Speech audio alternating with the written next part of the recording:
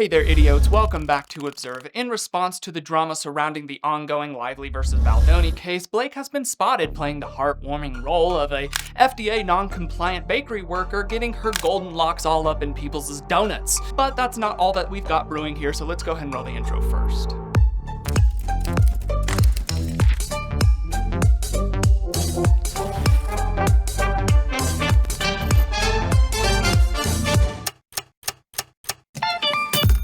I've been spending the first couple years of my 30s attempting to set some new, healthier life habits that I didn't really get a chance to in my 20s. I've been journaling more, getting back into my creative hobbies, eating healthier, and attempting to prioritize my mental health. However, something that I have also always really wanted to do, but also always had a myriad of excuses not to do, is to push myself to learn another language.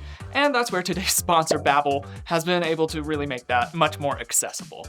I've always seen people who are multilingual as some of the coolest people just ever on the planet, but I've also always had difficulty putting mental energy and effort into attempting to learn a new language myself. However, with Babbel's help, that goal feels far more achievable. Founded in Germany in 2007, Babbel is not only the first language learning app, but it is still one of the most popular to this day. It builds products that help people connect with others and experience the transformational power of language through live classes online or podcasts, taking on the role of a personal language coach, guiding learners towards real-life conversations in their target language. In the past, I've attempted to use other language learning systems, but often I found those systems to feel rather stilted, usually teaching only the most formal versions of the languages. Babbel's lessons, on the other hand, are created by over 650 real language experts, which helps me learn practical, real-world conversations about travel, business, relationships, and more. Considering my French heritage, I thought it would be kind of fitting for me to attempt to learn French. While learning this completely new language is rather intimidating, I can rest assured that the money that I'm investing into doing so won't be placed into like a black hole due to Babbel's 20-day money-back guarantee for users who decide that it's not the right fit. All that I and you would have to do is to write customer service within that 20 days for a full refund. Speaking of investment, for those of you who might also be interested in learning a new language, click on my link in the description of this video or scan the QR code here on the screen to get 60% off of your Babbel subscription. Thanks again to Babbel for sponsoring this video, and bear with me. Revenons à notre programmation régulière. Yeah, there we go. So as the Lively versus Baldoni case has continued to stretch on, and more allegations and developments have continued to come forth, the drama and criticism has continued to be poured out towards both parties.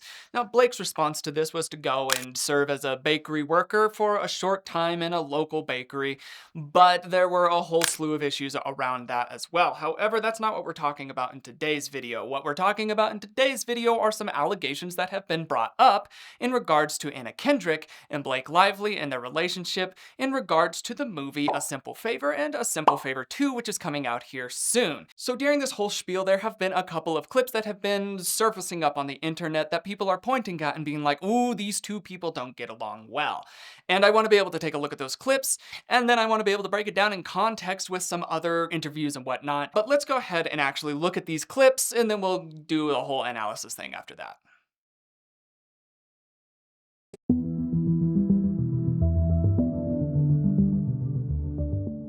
Well, I met Blake. I worked with her husband Ryan several years ago, so I met Blake a few times through Ryan on that film. Got it. I'm gonna go ahead and pause here.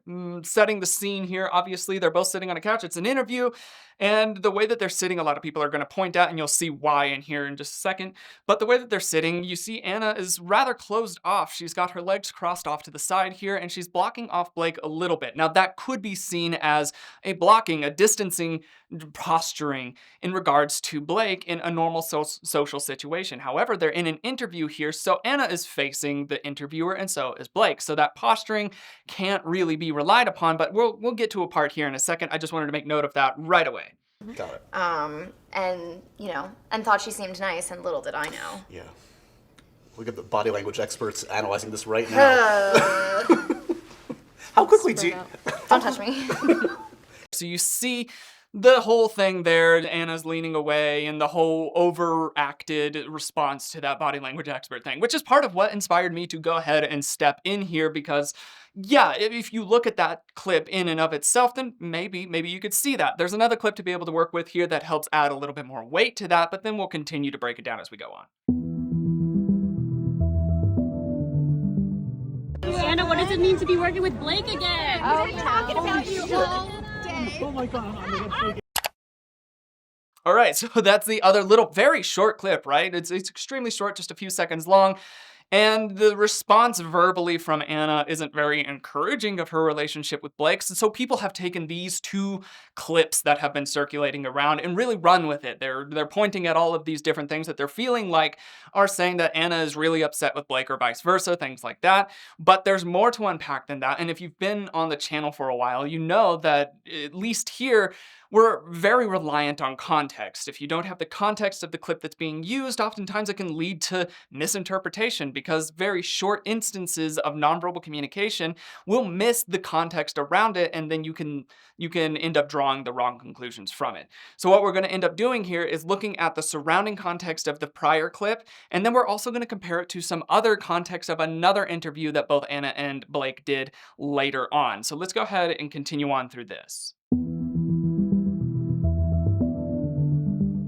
Right. And like in a muddy field, but Yeah. he was in jeans, so he was like, look away. And he's so stylish though that like I was like making like, I don't know, juice with like, there was this like maple water on set and I was like, oh, water tapped from a maple tree. This is exciting. But instead of just like handing him a plastic red cup that I was drinking out of, I like went and got the martini glass, a crystal glass, and like shook it up for him properly because you can't. So again, Blake is going off on this interesting alcohol tangent, which she says that she doesn't drink alcohol in another clip that we've already analyzed here on the channel, which I find that fascinating, but you know, her husband runs the whole aviation gin side of things. So maybe there's that connection there, but non-verbally speaking, what we're seeing from Anna during this time is that she is checking in regularly with Blake and adding affirmative nonverbal communication. She's nodding during times that Blake is saying things, and so to me, that adds a level of interpersonal synchronization between the two of them that doesn't really push me towards these two are beefing with each other, at least at this point here. So we're going to continue on watching through this and then get to this point where it's talking about the body language analyst, and then we'll talk about some of the actual minute details around that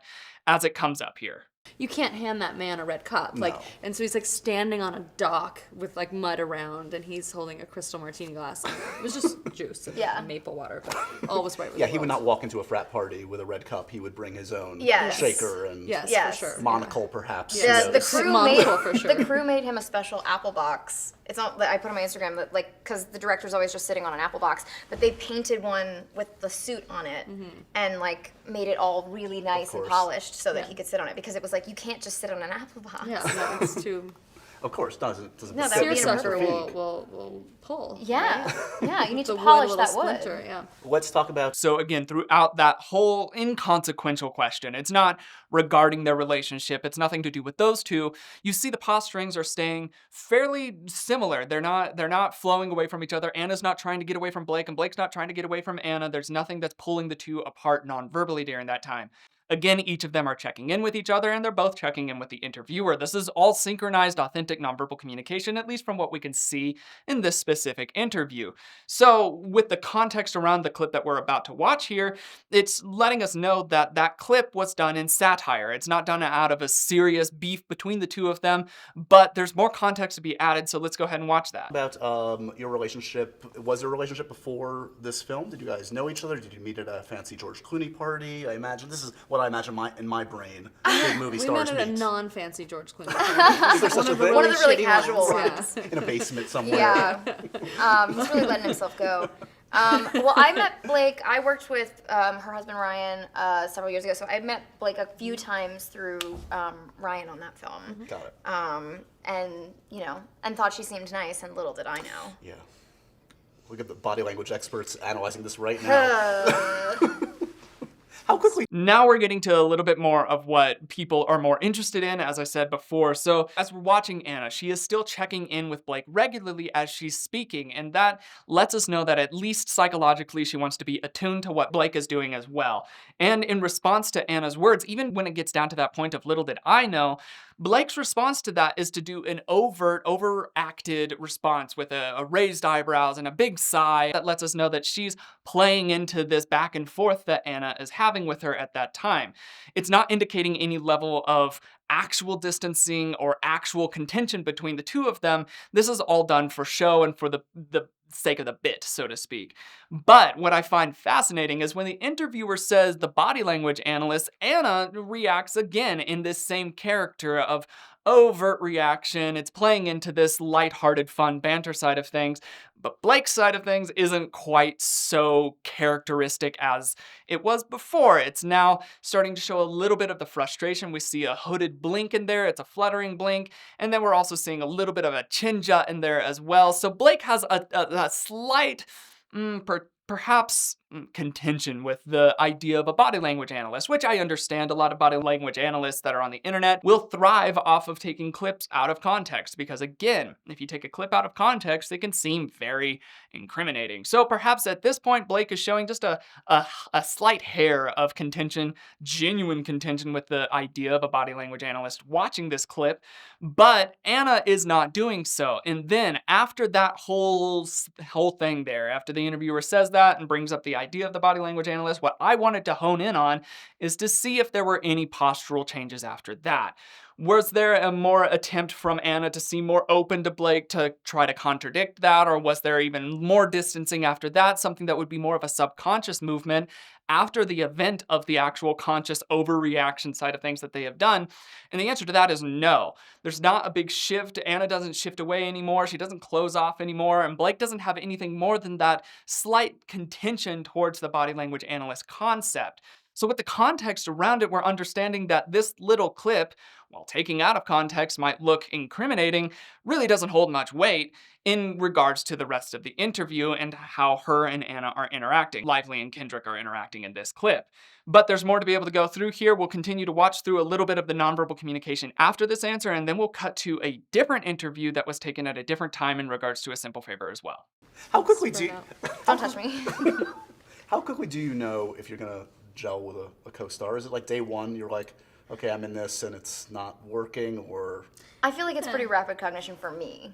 Yeah, I think you know, but there's some people, like, I've had people who, like, I don't necessarily, like, we're not best buddies at all moments, but, like, do we do well together on screen? And there's some people that, like, we're best buddies, and then on screen it's like, so you just never really know. Right. And so, I don't know, but it's fun. But you definitely know once you're shooting, like, who, This is what it's who gonna you be. gel with and who you don't. During that time, you could see consistent manipulators from both Anna and Lively as they're responding to these various questions. Now, those manipulators could be seen as a sign of nervousness, as agitation. It could be a spike from their nonverbal baseline. However, in this interview, it's not. They continually keep those same manipulators with their fingers. You could even see Anna at the end there bring her hand over and massage her other hand. These are all self-soothing gestures that are extremely common to see in any form of public interview. As somebody's in front of or being perceived by many people, you can see those self-soothers come out, and oftentimes with on-screen talent, they find ways to be able to do so much more covertly. If you see somebody who's really not used to being in front of people, and then you start to see those self-soothers come out much more broadly. You'll see hands in pockets and shifting and rubbing and wringing of hands and all sorts of self-soothers come out. They have theirs pretty controlled, but again, it's not a spike from their nonverbal communication, so that little clip, especially the part where everybody's hyper-focused on with the body language analyst side of things, that really can't be relied on for anything, and it's not an indicator of anything. Now, obviously, if you've been on this channel, you know that I'm not a huge fan of how Lively has been handling herself, and as this case has continued to go on, more and more details have come up and resurfaced that have shown a little bit more of a distasteful character from Blake Lively. I just simply don't believe that this is one of those instances. Now, to be able to add a little bit of perspective to that, we're going to do another interview, and you will recognize the interviewer if you have been here on the channel or if you have been looking around at the Blake Lively case thus far. So let's see that. We've saged the room. We've emotionally saged. Sorry. We're gonna eat some chocolate croissants now. Yeah, but wait. So, I feel like your character is like the most confident woman in the world, and yours is like very insecure. Yeah.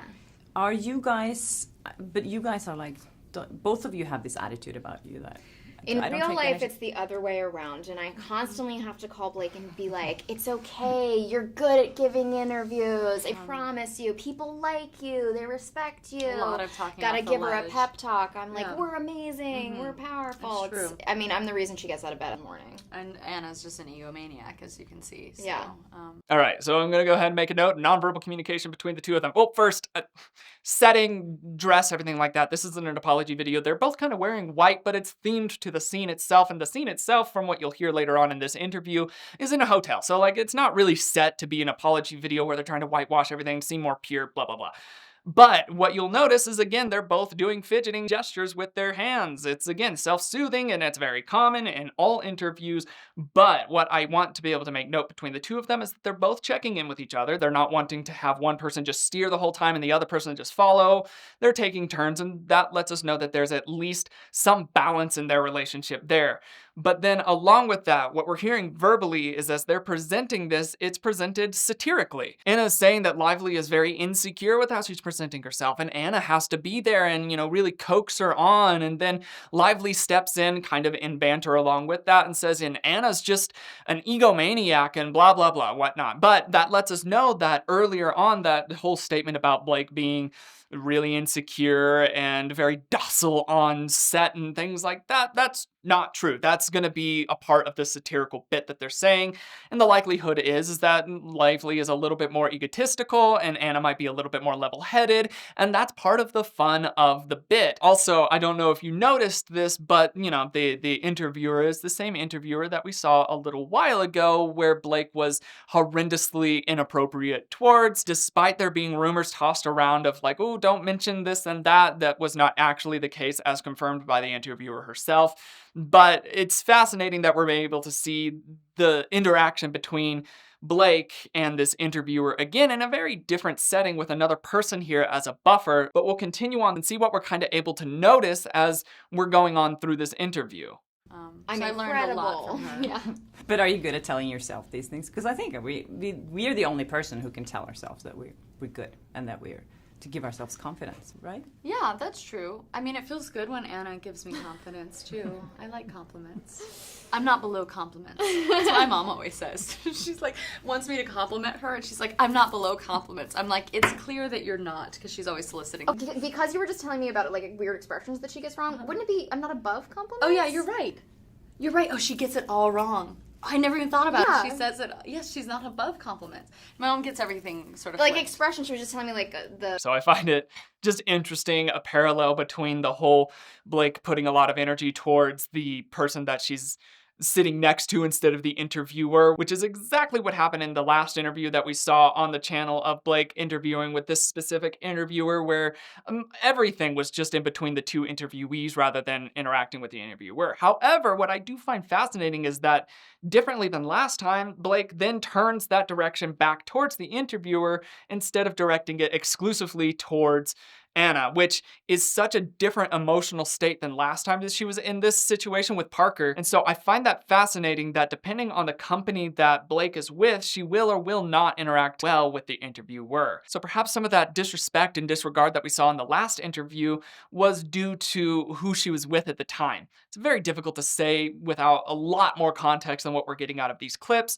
but it is still something to make note of, is that Blake is at least making a little bit more of an effort to interact with the interviewer, this time in a more cordial and polite way than in the last time. She'll be like funny smooth as pie. It should be smooth as silk or whatever. Easy as pie. Yeah, Right. and smooth as silk. But my mom, I think, is a very confident person, and so for me, yeah, I sort of like struggled with that because I've sometimes judged her for being so confident.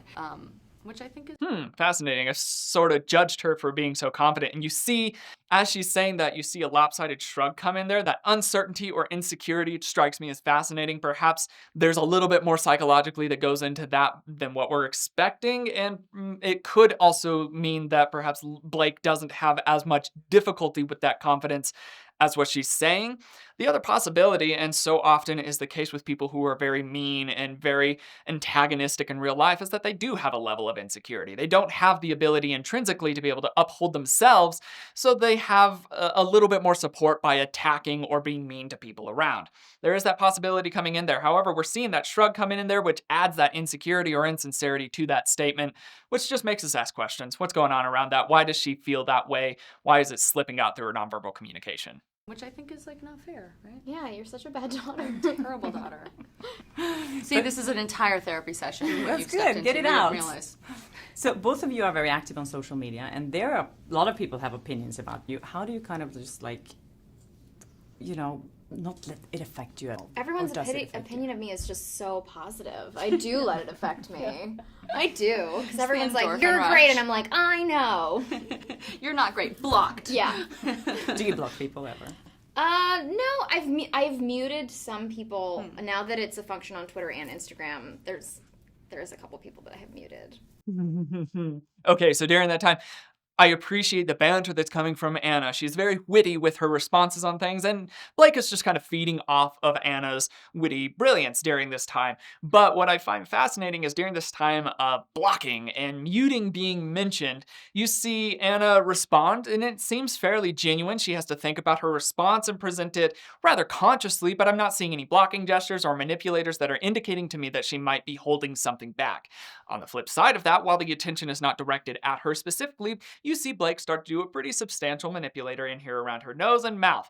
Now, that nose and mouth manipulator could be seen as a self-soother. Now, some people might say if she's rubbing her nose that it's in relation to the Pinocchio effect, which, for those of you that don't know, the Pinocchio effect is a concept in nonverbal communication that as a person lies, their heart rate increases, which then means that the capillaries in their nose are inflaming and their blood rushes in there and it makes their nose itch. And while that can be true for certain specific individuals, it's not a universal thing. So I have not established that with Blake, so I'm not going to be able to rely on that being like, ooh, she's trying to hide some sort of something at that point based off of the Pinocchio effect. Because again, it's just simply not universal. Along with that though, it could also be seen as a mouth-touching gesture. With those mouth-touching gestures, those are centered around the concept of with our upbringing. As you're a child and you say or produce a noise that you shouldn't be. Say you're being loud in public, or you're saying something that you shouldn't in general, your parent might say shh, or a person that's around you might say shh, and then that ingrains in our psychology as we're getting older that as we say something or produce a noise that we should not be, that could be a lie, that could be a secret that we shouldn't be sharing, it could be any sort of thing that we should not be saying or feel like we shouldn't be saying, then we will be more likely to start these mouth-touching gestures. So coming in there right around that instance of blocking and muting, to me it feels like perhaps Blake does do that fairly regularly. It's not really implicative of anything outside of perhaps they don't want to see that sort of activity on their social media, but it is at least indicating that there might be some psychological contention around that concept for Blake. So let's see how it plays out. Good. Yeah. Blake Live. You can mute people on Instagram? Yeah, it's a new feature. Really? I know. Get excited. Wow, that's exciting. But you, Yeah, ooh, that's an interesting thing. Anna even whispered there, Blake Lively, indicating that she at some point either blocked or muted Blake Lively, which perhaps is an indicator of some of the contention between the two of them. Now, with that in mind, as even Anna has said here, it's not received poorly by Blake, so perhaps it was something to where they both are on the understanding of that instance or that area of their life there was some genuine contention. I don't know if that contention has continued to play out here. Non-verbally speaking, I haven't seen anything in this interview or the prior interview to really push me towards that. But with that being in there, at least Anna has said that there's been enough contention at some point for them to have blocked Blake. It's just a fascinating detail to make note of as we're going through this interview. you replied to someone recently, I think, which they made headlines about. Oh, on really? Instagram, yes. Someone Oh, was saying God. something about a spelling or something, and you just Oh my gosh, I replied always back. appreciate when people correct me. It wasn't, No, I always appreciate when people correct me. As she's saying that, she starts to back up more and more and more. You can see her head shaking very, very lightly. It's not like, I always appreciate that, which would be more of that unbelievable, you might not believe this, but I always appreciate that sort of thing. You don't see that. It's the, I always appreciate when people correct me. And so that distancing and that micro nose shaking there make me fairly certain that Blake does not always appreciate when people correct her. And that makes sense even just thinking about people that you know or even yourself. It's difficult to receive correction from people, even if it's genuine, good, productive correction. It is difficult to receive it. And non-verbally speaking, what Blake is saying disagrees completely with her body language. Just a fascinating note. Let's continue. Someone said something about the spacing. I still really don't know how social media works. So if someone tells me how to fix spacing on something, hyperlinks.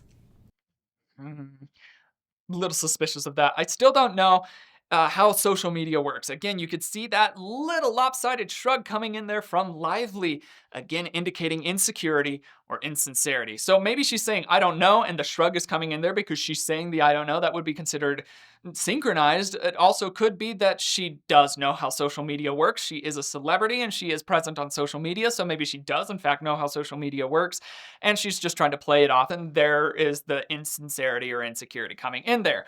There is also a micro no shake along with that, so those 2 points could be seen as synchronized with I don't know how social media works. Then just logically thinking outside of that, it just doesn't seem as likely that she doesn't. Anybody who is in front of the public eye has a decent grasp on social media, not necessarily a social media expert by any stretch of the imagination, but still a decent grasp on it. It's just something to make note of non-verbally as she's saying that perhaps she's playing dumb just a little bit in this scenario to try to alleviate some of the pressure that's on her. How does it work a hyperlink? I don't know. I use an iPhone. It does everything for me. Yeah. So can we talk about the alcohol now? Because I've heard that's been a big talk today. Yeah, we've been making cupcakes. We've been passing out drinks. You can have an old rotten olive. That's all I get. Feel free. Did you- You know, that's the only way we got people to come to this junket. Is we said we are handing out We free have cupcakes. apples. We have olives. I have an old tea. Throwing it. Is it really alcohol in that one? That think was it's not all really, water. but there's a lot of free stuff on your way out. We've got goodie bags. Oh, excellent. I love this junket. You can take some of the furniture from the hotel room, charge it to Lionsgate. Great. So one last question. This is kind of, no, we're out of time. Oh. Nice to meet you, Thank girls. you. I heard the sound. So you're gonna Oh, I left hand love next all to the me. jewelry going Thank you. on You too. I there. was admiring your hand next Love all to the, me. Hand love next all to the, me. Hand next love to all me. the. So a lot of people have been pointing out there at the very end where Blake is saying, nice to meet you, that this is funny that she's not actually meeting this interviewer for the first time at all. This is a nice to see you again sort of instance, but it would also make sense that Blake doesn't want to really call light to the last time that she met this interviewer and that she was very inappropriate towards the interviewer throughout the entirety of the interview. So people are being like, ooh, that's a little hypocritical of you of saying nice to meet you. Not only is it not your first time, but it also wasn't very nice last time. So those are all just some notes to be able to make on the context of this interview. So in synopsis of this video, this highlights the dangers of trying to pull very, very brief clips out to create an opinion off of it. If you don't have enough of the context around, you could easily land on this person absolutely hates this other person or vice versa if you don't have what they do around it to be able to compare it to. And it also always helps to be able to find more footage, more data to be able to compare those instances towards. So, like I said, those two clips do not indicate that Anna and Blake are at each other's throats. There are possibly other details that do show that, but it's not due to these clips, and I wanted to be able to clear that up, especially since body language analysts were brought into the picture here. So let me know what you think of this video. If you do have any other requests or questions or thoughts or anything like that in regards to this or other cases or instances of drama, let me know in the comments below. I'll try to be able to get to those and see what you're saying there. If you did like this video, go ahead and hit subscribe, hit the like button, do all those things that you're supposed to. Big thanks again to Babbel for sponsoring this video. If you would like to learn a new language yourself, I suggest going and trying through Babbel. Again, it's a much more organic way than some of the other language learning platforms that are out there. So if you would like to learn more tangible, down-to-earth, practical learning of that language, check out Babbel below. But without further ado, that's all that I've got for the day. My name is Logan, and you have been oh so awesome as you always are, and I will see you in the next video. Cheers, guys.